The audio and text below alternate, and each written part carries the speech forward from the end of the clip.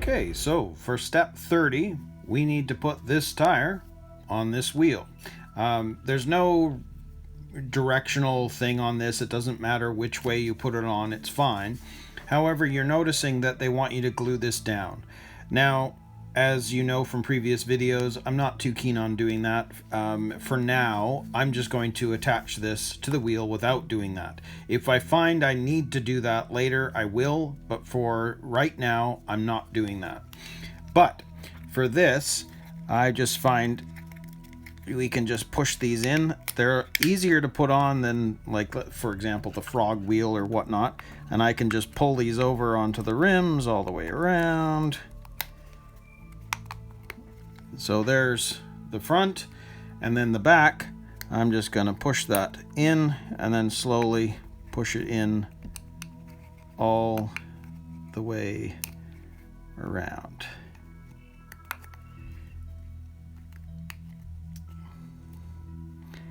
And almost, there we go. So there we go. There is our low profile slick tires for the Mustang, and that's one complete, and I've actually done all the others right here. So we're ready to move on to step 31, which is attaching the wheel. So I'm just going to grab all the parts we need and we'll put them on. Okay, so for step 31, you can see that we've got our ball bearings, we've got the little shafts, and we've got our flange nuts. But you can also see that we need parts A14 off the tree. Now, because they are shaped like a disc brake, last night I went ahead and painted them all. Now, I haven't painted this part because that's going to fit, you know, inside the wheel.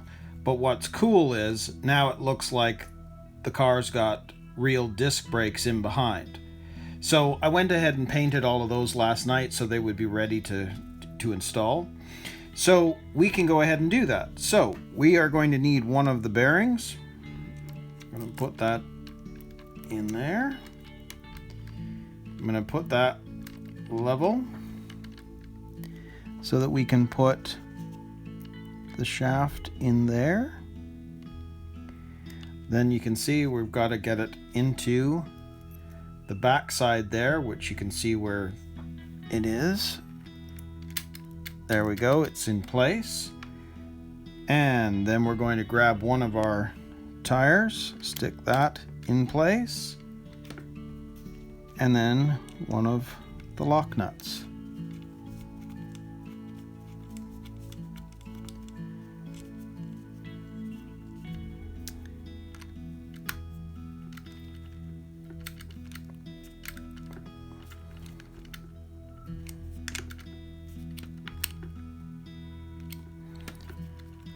All right.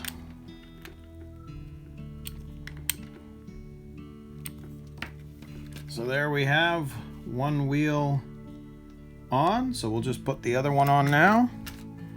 So again, repeat of the last thing, put the bearing into the hub, push it in, get that centerpiece level. Stick the shaft in, grab one of our hubs here, get it in place, get one of our wheels, okay, and get the flange nut on.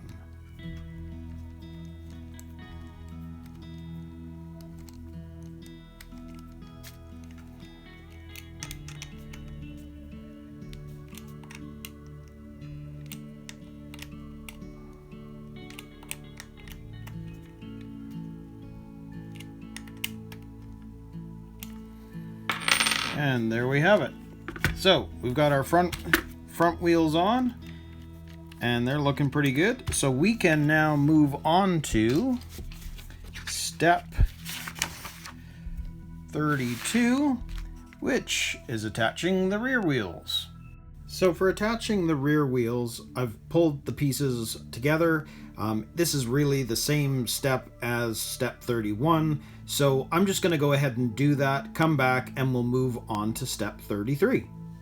Okay, so here we go. Here is the finished rear wheels. So all of the wheels are on the car now, so we can move on to step 33, which is attaching the rear body mounts. So for step 33, you can see that we have these parts which I've taken off the tree, and we have these two screws. It's fairly simple because you can see that it's going to go into the brace at the top, and then the screw is going to go in from the back. And if you can see here, by just putting this and sliding it in, that's it. It's just, there's no more to it. So we then just put the screw in, and then we're going to end up screwing it in.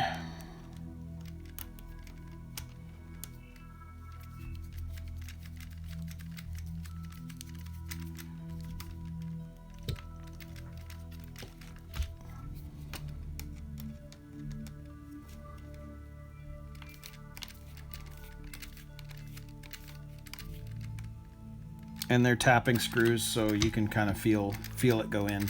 So I'll just do the other one, and we can move on to the next step. Okay, so there are the two rear body mounts installed.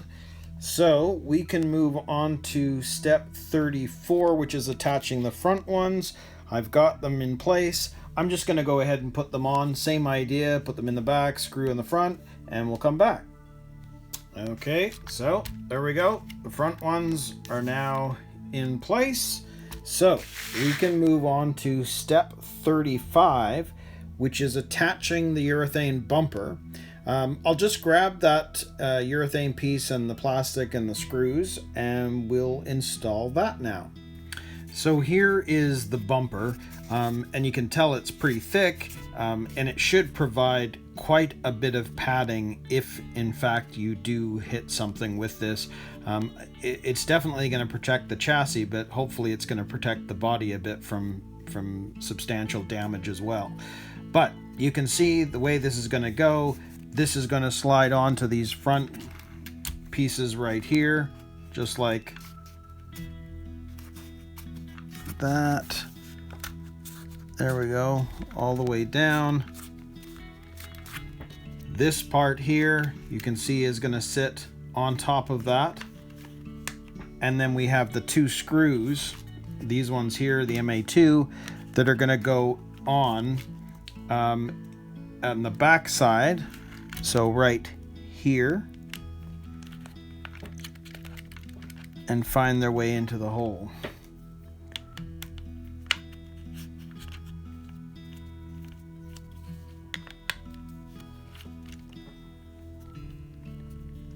Okay, I'm not going to tighten it up completely yet. I want to make sure that the other side goes in.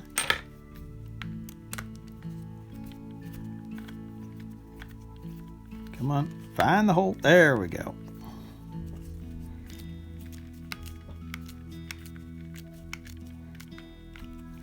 Perfect. So there's the finished bumper, and it's obviously going to provide quite a bit of protection. So that part is done. You can see that it's showing you putting the aerial in, but again, we've got the receiver in the receiver box, and the aerial so short, I'm not going to be using the antenna aerial or cutting a hole in the body. So we can actually move on to step 36. Now, as you can see, 36 is installing the battery. We're not going to do that yet. 37, attaching the body. Well, the body isn't ready yet. And in fact,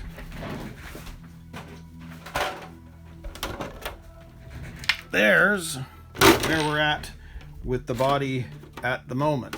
So I need to get this all prepped and ready to go. But if we were to sort of do a temporary look at how that might go, It's still gonna, I'm gonna still have to move it around, but I mean, essentially, there we go. I just need to prep the body. So that's where we're at now. So I'll get to work on the body before we can do anything else.